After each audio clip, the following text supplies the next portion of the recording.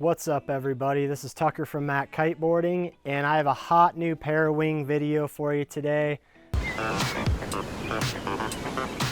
Technically, we're looking at a comparison of two of the hottest Parawings on the market, and that is the Ozone Pocket Rocket and the Flysurfer POW.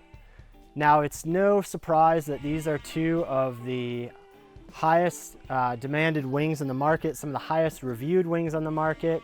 So how do you pick between the two? And that's really what we're going to talk about today.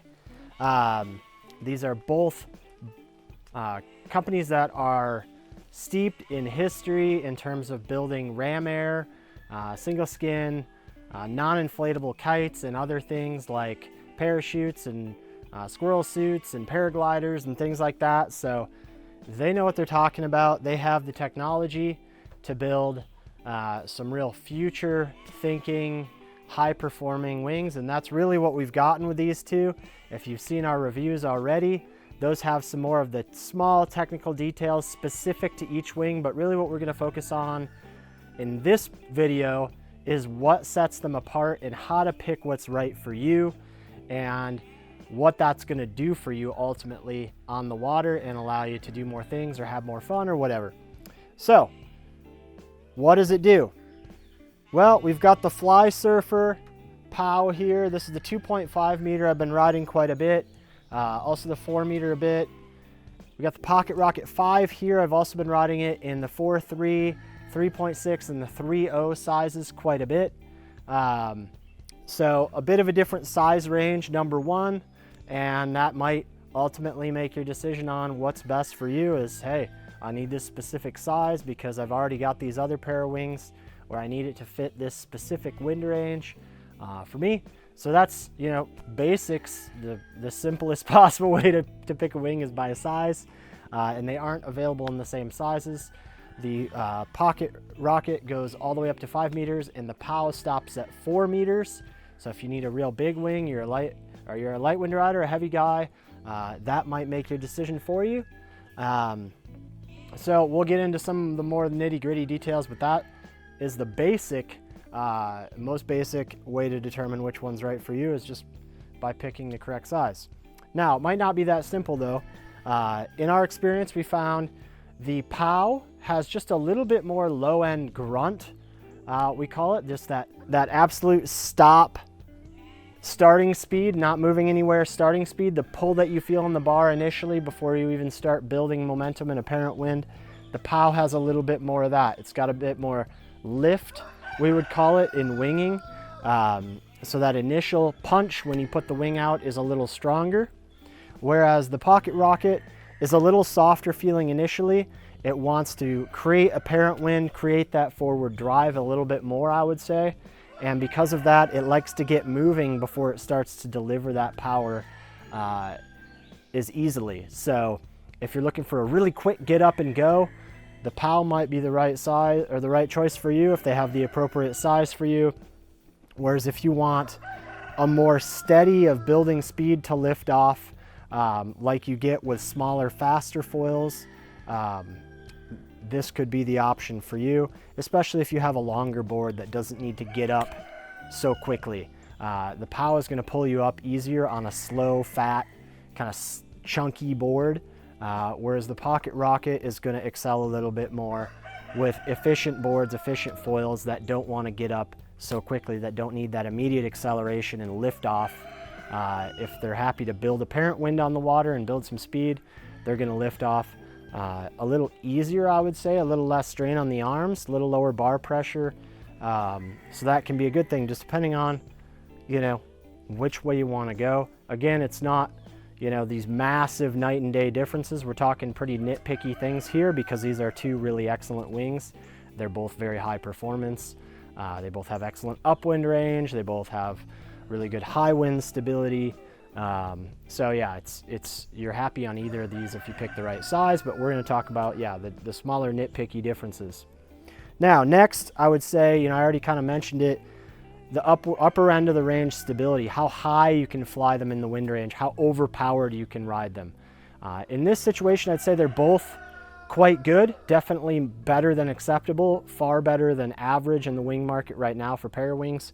But I would say in terms of riding overpowered, the Pocket Rocket is the winner here. It just tends to hold its composure a little better when it's really overpowered, when you're driving hard upwind and pushing it to its limit. So if you're riding high winds, if you're riding really small foils, top speeds, really pushing the limits of what this wing wants to offer in terms of high-end range, the Pocket Rocket can be a great one for that. I find I can typically ride it about a half meter larger than most other wings. And in the case of the POW, that's definitely true as well, and still hold it down. So if you're looking to ride the smallest possible foil and you don't mind sizing up your Parawing just slightly and just holding it down and bearing down and grinding it upwind, the Pocket Rocket will do that for you. Now, what causes that, I guess, is really the next logical question. I am not a Parawing designer. I am not a genius with regard to these things, but what I can tell you is that I found this kind of horizontal flying line, bridle line here across the top of the apex of that wing shape really seems to hold the profile of the wing really well. That stability of that section of the wing, we know through foils and from kite designs and stuff, is really important. How the wind flows through that section of the foil and holding that ideal kind of shape is really what you're looking for in terms of upwind ability, in terms of top end range and stability, which stability can be an issue on a lot of these Parawings, especially when they get overpowered. They can deform, they can collapse on themselves, they can kind of, we call it Hindenburg in kiting, but the nose dips in and then collapses. If you're pushing them too hard upwind when they're overpowered, sometimes that can be an issue on some of these wings. I haven't had that issue at all on the Pocket Rocket. In fact, I've flown this 5 all the way to 30 knots and really pushed it as hard as I could before the thing got ripped out of my hands, and it handled it really well. I can't say the same for any other Parawing that I've used, so I think that's unique to the Pocket Rocket. If you really want to push the top end of the range of that wing and ride smaller foils, this will allow you to do that. And I think this section of it is something unique to the Pocket Rocket that nobody else is doing. And I find it tends to hold that leading edge shape, that apex shape a little better than most others. So I think that's a key contributing factor here, as well as the rest of the design, of course. You know, as we all know, everything on the wing is a variable. One little change can make a big difference. So, you know, with these two wings, you have two brands that are so good at getting these kind of wings and parachute kind of wings, paraglider kind of wings perfected. They've done it for so long. They know all the techniques. We knew they'd hit it out of the park. The question is, you know, just where are they going to apply that logic? How do they want the wing to fly? Because I think they can kind of make it fly however they want, depending on the criteria they're putting into the design process. So you can see you gain a little bit more high-end range and stability out of the Pocket Rocket. You gain a little bit more low-end range on the POW. So if you're somebody that wants to fly the smallest possible Parawing to get up and then, you know, pack it down, have it be as small as possible and easy to handle, the POW is going to be excellent for that. I would say, you know, typically it's about a half meter difference for me if I'm flying these in a lot of conditions. I'm on the 2.5 POW or the 3 meter Pocket Rocket. You know, with the right technique, you can kind of cross over and be like, man, it could be on the 2.5 or Pocket Rocket or the 2.5 POW, but got to work a little harder on the Pocket Rocket. But we're talking about people with kind of intermediate level experience, no special tricks, no special gear, just the basics of things, the kind of core range of what we're talking about here again. So that's something I find on the Pocket Rocket. Seems to give it that extra special bit of performance on the top end. And then of course, like I said, just the rest of the overall design is really well done, as well as you'd expect from these brands. Special things that are going on with the POW. I would say one of the more special things is what's going on in the first kind of 12 inches of this bar. So number one, the bar, it's an L shape or a J shape, depending on how you want to look at it, or maybe an R shape, whatever you want to call this thing. but it's got this elbow here with that nice ergonomic bend. So one thing that does, it makes it really comfortable to fly at the front end of the lines, which a lot of these wings, especially if you're powered up, you're building that apparent wind and you get powered up, flying it off the front end of the lines is a lot of times the thing you're doing. So being able to do that and have that extra leverage over those front lines is really nice. It's also just really comfortable, and it's not going to bang into your board as much when you're getting up and things like that. A lot of times you have the board or the handle in your hand. So I think this is really well thought out. It also sheds the bridles really nicely. There's nothing here to get the bridle snagged on any more than it normally would. There's no, end or cap or hook thing on this to get bridles caught on, so it'll fall off there really clean. You also have a really easy way to remove this front bridle here with a little screw or a screwdriver, and it makes putting on harness lines really easy if you don't have a direct connection kind of Velcro line that, if you have to slip them over the end like a windsurf line, it's really easy with this. So that's nice. Next, you'll notice there is a bridle pulley here. So this comes off the front line and kind of the first level B line. You will notice there are 4, so A, B, C, D lines on this bar, whereas most bars out there are just A, B, C, 3 stages of lines. And as you can tell here, the Pocket Rocket is that 3-stage line. It does sort of break up into 2 different levels here, but this one actually breaks up into even more up front as well. So we're just talking about what's coming off the bar. We got 4 stages here, and that kind of A, B in between slider right here in between the A and the C lines. So we'll call it the B line slider, moves between here. So what that does is it just helps adjust that second level of bridles, float in between and sort of find that happy medium as you're sheeting in and sheeting out. What I would say this does for the wing, and it's probably most apparent on the smallest sizes, is it gives it a pretty fluid feeling in between, fully sheeted out to fully sheeted in, and gives you just a nice continuous feel through that. It's not like a quick find that perfect spot, and it's just kind of right here. You have sort of this range of sweet spot, which can be really nice in the smallest wings. It's not as twitchy, is what I would say. And other than that, it does seem to give it that good low end pull. I'm not sure if it's that specifically, but this wing has a nice range, and it has a real consistent feel through the middle portion of its range, kind of that sweet spot. That makes it really easy to sort of find that. So if you're not familiar with wings and kites and sails and things, the POW can be one of the more easy to use wings with regard to that. We also have this C-line adjustment here in the middle of the bar. Just with the Velcro, you can kind of move it back and forth depending on where you like the feel of it.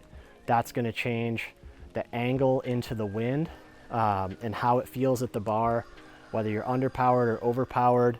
I tend to kind of leave it right in here, sort of at that first third mark of this gray section, and that feels really good for me in a variety of winds. I've moved it around a little bit, and I really don't like the feel of it any farther forward or any further back, even in light wind, so I kind of just leave it right there. That's where I like it. That's how it feels consistent for me when I'm riding around, and it feels really nice there. It doesn't get in the way of my hands. Even if I'm riding two-handed, I can kind of split it down the middle there, and that's a nice, comfortable spot for me. So that's the Flysurfer bar and bridle pulley. We'll come over here and look at the Ozone just to compare quickly. The Ozone's pretty basic bar, but it's phenomenal as well. Extremely lightweight.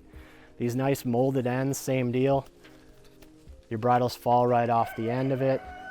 We have our pigtail connection here to the front lines with just a little pigtail knot inside there. So if you want to pull these out, it's a little bit more of an effort than with the Flysurfer, but just use some pliers, pull it out, undo it. You can slip your harness lines over here, put it back through, pull it back through with some line. So it's a little bit more to do. Definitely not something you want to do every session, but fairly easy. The other thing I've done is connected a pigtail with a knot on to the front line or the back line here as a leash connection point. It's a really clean, simple, smooth leash connection point. It's very easy to put it on or take it off depending on the day, and just leave it with a little dongle on there and it doesn't bother you. Personally, I like to flag off the front lines. It kind of keeps it flying, and that way when you grab it, it kind of flies into the air rather than getting backstalled into the water and filling all the cells with water. This one, you can actually adjust it. It's kind of in the middle. You can loosen up this line and adjust it, you know, any way you want. But I find on the Pocket Rockets, they fly pretty darn good right dead center here where they come stock. But feel free to play with that and adjust it based on your needs. The bar here has a really comfy grip with some knurled little finger positions here. So that helps you know where you're at on the bar. Also, it helps keep your harness line in the same position where it's not sliding around on the bar when you get it cinched on there, which can be nice, especially if you're redeploying and your harness line gets messed up and you don't know where it was and you're kind of trying to find it and move it around. That's probably going to mean you're failing out there trying to get that sorted out. So having those little nubs gives you something for your harness line to hook onto and kind of stay in position, or a reference if you're moving them slightly depending on the wind.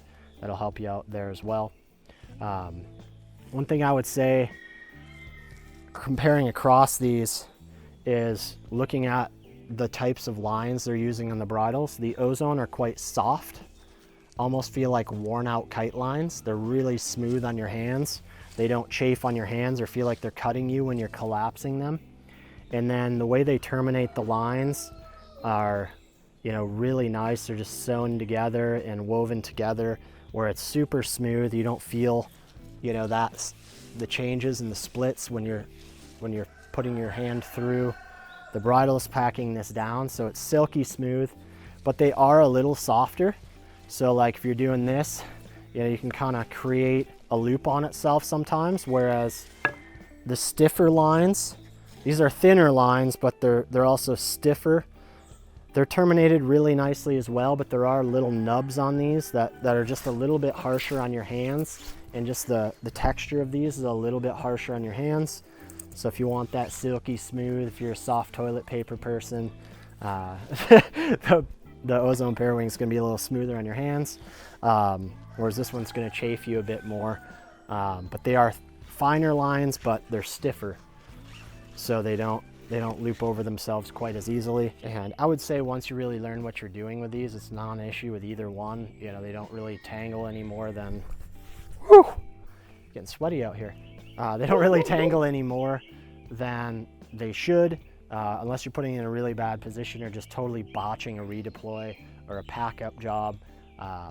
You know, practice that on the beach, get it figured out so you're not just wadding it and knotting it all together, and should be good. And they're also simple enough that they're easy to break apart. The bridle's a little simpler on the Ozone versus the Flysurfer because there's one less stage of bridles. So that's something to consider if you're a bridle weenie and you want as few bridles as possible. That's the Ozone. So that's kind of your bridles compared across the two. In terms of the canopies, these are both fairly similar. They're both very lightweight, high performance nylon kind of material. Definitely a softer, lighter weight material than what you find on kite wings or kiteboarding kites, and that makes them really packable. These things pack down tiny if you really take the time to pack them down well and push the air out. It's shocking how small of a pack down you can get with these.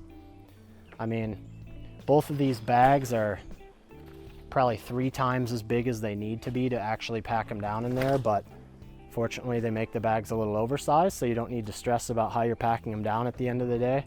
You can kind of just cram them in there. They both have a really nice front or leading edge stiffening with these nylon cord through here. They're almost like battens, and that helps define the leading edge shape. That's what makes both of these wings so good upwind and have a good top end range as well as a bottom end range. Really, if this front edge is collapsing, you're losing a lot of efficiency, you're losing that ideal profile of the wing. So what you'll notice on both of these and across all of the really good high performing wings is that it's holding that shape, and then it's got a little relief here so it can breathe in between the cells. Same thing here. This is a larger size, so obviously it's a larger leading edge profile, but same kind of a deal with that stiffening leading edge and that relief cut here where they're breathing, but that really sets the wind up to flow through the sail to create the most efficient power and speed. Additionally, on the wingtip here, they both have kind of the square wingtip termination where it's flat on the ends. So that's that side. This one, same thing. You can kind of see it a little better because it's in white on this one. But that kind of holds that wind in there. Again, I'm not a sail designer, but this is something I'm seeing on a lot of the really good high performance wings that really help shape the maximum performance and make sure that that wingtip is still doing work, still creating power. If it's just flat and flopping around on the outside, it's not helping you at all. It might as well be a ½ meter smaller. So having the profile come all the way to the tip, starting that wing shape throughout the entire wing, and holding that wind in, holding that pressure in the center of the sail to create that profile once you get moving, is something I've really noticed across some of my favorite Parawings, where they really do have that feature, and they feel different from the ones that don't. So that I think is a key feature that we'll see moving forward. All in all, I'd say either one of these wings are really impressive. Version 1, maybe we shouldn't call them that because these guys have been making these kinds of things for I don't even know how long, 20 years plus. So they have the technology, they know how to make these things. They really nailed it with what most parawingers are asking for. I think a lot of brands came into the market thinking this is only a downwind thing. It's not going to matter about the upwind ability. It's not going to matter about the wind range. But those are the two most important things I think you can have in a parawing. Maybe, throw stability in there as well. These are both very stable, easy to fly. I handed both of these to my kids at the beach the other day. They're out there running around, having fun, flying them within seconds. They've never flown one of these before. So I think that's a testament to how easy they are to fly, how easy it is to teach. So once you spend a little time on them, it's all very intuitive and easy, and they do what you're asking. It's not like, yeah, they're great when I get up on foil, and then once I build a parent wind, I'm just out of control and I blow up, or the wing collapses on itself and shakes all over the place. That's not what you want. You want a wing that provides power and speed at the start, but also once you build that apparent wind and start cruising, that they don't get out of control, or they don't lose their composure. They don't sink back and hold you back from driving upwind. They just keep building speed, keep building upwind efficiency, and the angles you can turn these on are pretty impressive, even from a winging standard. I find I'm going upwind similarly as I would on a similar size wing, with the same foil setup. Of course, foils are a big factor in upwind ability, but really stoked on where both of these wings have taken me in our progression of Parawings, from the early Parawings that released this past summer were just a nightmare to fly, horrible upwind, horrible range. It was just survival, and really in that situation, you're just like, man, I just want to get on foil so I can put this thing away and cruise downwind. And if you had to get back upwind, it's like, man, you might as well just walk or spot a car because they're so terrible and hard upwind, or you have to have the perfect size. These are going to cover a lot more range for you, offer a lot easier performance. I think ultimately just get more people into the parawing thing, where they don't have to run a downwind run. They don't have to have 5 different wing sizes or the perfect foil for every day. These are going to cover a lot of ground for you, whether you're going downwind, whether you're riding upwind, whether you're doing upwind downwinders like I like to do a lot of times here, just to maximize my time on the water, have the most fun, find the best breaks, and just kind of hang in there. But also if you're out there, and you want to paddleboard downwind and you're using these solely as an upwind vehicle or as a rescue craft. Having one wing that's going to cover a lot of range, get you upwind faster, is 2 big thumbs up on either of these wings. So bad things to say about these wings. I don't think I can say anything bad about either of these wings. They're 2 of my favorites that I've tested out of, I don't know, the 10 or 12 wings I've ridden nowadays. They're the ones that I keep in my car all the time. Something to note on the Pocket Rocket, if you have short arms, it does pack down a little easier with the shorter bridles. The POW, the bridles are a bit longer. Even on this 2.5, the bridles are longer, just slightly longer than on the 5-meter Pocket Rocket. So that's part of what's giving you that more power on the low end. But I'm 6'3", so packing this down takes pretty much all of my wingspan. So if you're shorter than me, you're probably gonna have to dual stage that, where you grab it and then pack it down 2-handed, and then your bar's kind of out there. So that's a factor. Additionally, we've got all the same color bridles here. So if you're, worried about that, if you're the kind of person that tends to get tangled up a lot, having the same color bridles can be a little bit of a hindrance. You do have to kind of look at them a bit more, especially if they're in the water. It can be a little confusing as to where your bridle lines are and how they lay out. Whereas on the Pocket Rocket, we have orange on the A, blue on the B, black on the C. Looking at them, it's really easy to tell where they lay and how they should go. Even if they're twisted up, you can see, oh, it's twisted that way. And it makes it quite easy to untangle if you do happen to get tangles on these. But like I said before, practice on the beach, work on your stowing technique, your redeploy technique, make it consistent every time so that you're putting away thoughtfully, redeploying it thoughtfully, and that way you'll know, it's coming out clean. Or if it doesn't come out clean and you have kind of a tendency to twist it or whatever, you'll kind of know, oh, I've seen this before, and turn the bar and you're ready to go. So that's the Flysurfer POW versus the Ozone Pocket Rocket. Both of these are available at mattkiteboarding.com.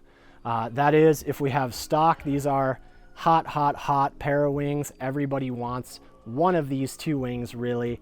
So I think we're probably going to have some intermittent unavailability as much as we try to keep stock and put in orders and all that. I think, really the factories just have a hard time keeping up, especially with the Flysurfer POW earlier in the release. It's built a lot of momentum, and there's just not quite enough factory time to build as many of these as people want. The Pocket Rocket, we've had some brief pre-order periods so far, but for the most part, they're doing a good job supplying the demand. So they're a little bit more readily available, especially if you're not specific on colors, because they've been producing a ton of different colors. So that's always fun. And it's nice that they're not waiting on certain types of colors, materials to produce the wings. They just change colors, make a new color, and poof, there you go. Get it out there for us so we can all get on the water and have more fun more quickly. I did briefly show you the bags, but they're both pretty basic bags. The Ozone has a big mesh section in the back end here, so it'll drop the sand out, keep it a little less sandy, easier. This one has a mesh section here, but the bag itself, I would say, is a bit higher quality. It's kind of like a padded, almost travel-y kind of a bag, so if you want something a bit more robust, this is nice. But really neither of these are going to be very useful on the water. I would suggest a Parawing pouch, either from Ozone with the stash pouch, NSI with the Parawing pouch are 2 of my favorites for these wings, especially the larger ones. The NSI Parawing pouch tends to fit the bigger 5-meter wings and stuff a little easier, being it's a larger pouch, whereas the 4 meters and smaller fit really nicely and compress a little tighter on the Ozone stash belt. So anyway, that's not what we're here for today, but there's a little extra knowledge for you. This has been Tucker with mattkiteboarding.com, and we'll see you next time. As with all of our videos, feel free to put comments in the comment section below. If you've ridden these, we'd love to hear what you think. This is all very new for everybody. The more knowledge we share, the more we can all learn together, and the faster we can progress as a sport and progress in the gear. So we're always in clear communications with the brands, giving them feedback on what we're enjoying, what we're not, what our customers are liking or not. So feel free to drop some of that info here. We'll be passing it on to them. And stay tuned for more Parawing videos. We're having a blast doing this, so don't expect to see a decline in our Parawing video program at any point here in the near future, but we are still loving winging, downwinding, foil driving, kite foiling, all those other things as well. So bear with us as we attempt to prioritize some of these videos, because there's so much time, there's so little time and so much gear nowadays. So really we just try to pick the winners, pick the most high demand stuff and get it to you as quickly as we can. We'll see you next time.